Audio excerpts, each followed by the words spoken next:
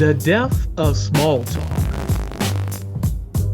I used to know how to talk about the weather. Now I only know how to talk about myself. Somewhere between the endless scroll and the quiet hum of isolation, conversation lost its rhythm. We traded pauses for pings, tone for emojis, the art of saying nothing beautifully, harmlessly, vanished like a language we forgot to practice. There was a time when small talk was a bridge, a handshake disguised as words.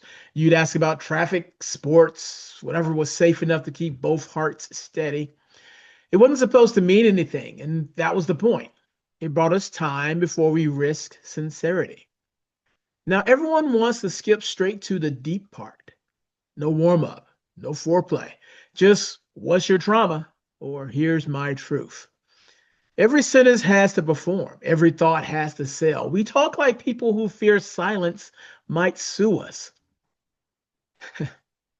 I miss the nonsense, the tiny sentences that built trust one shrug at a time. The how's your mom? Or you catch the game? That opened doors instead of arguments. Now, when I speak to someone new, I can feel the transaction loading behind their eyes. Data exchange disguised as empathy. They're not listening, they're buffering. I can't blame them. Can't blame them. We all learned this habit together. Social media trained us to confuse attention with connection and speed with sincerity. We stopped wondering how someone feels and started wondering how we look while asking.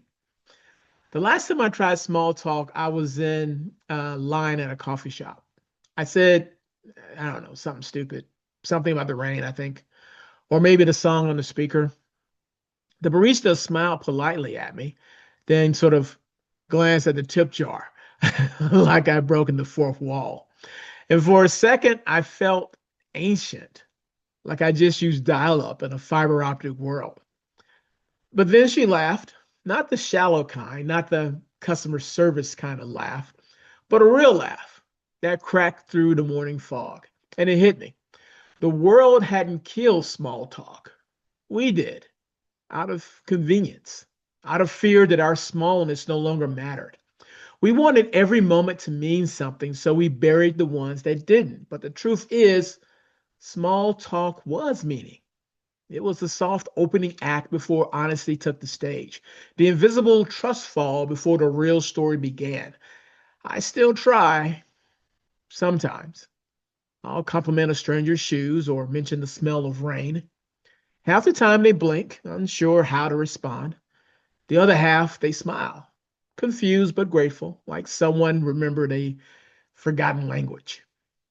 It reminds me that small talk isn't dead. It's just waiting for us to start performing long enough to mean nothing again. Maybe, uh, maybe meaning nothing together is how we remember what it felt like to be human. So next time you're standing in line or in an elevator or behind a screen, say something dumb. Talk about the weather. Talk about the coffee. Talk about nothing. It might just save the conversation. And if it doesn't, at least you tried to sound alive. If you want to know what's happening now and what's happening next in the world of work and sometimes life, subscribe to the Recruiting Life newsletter over at jimstroud.com because some silences aren't peaceful. They're just long enough to think.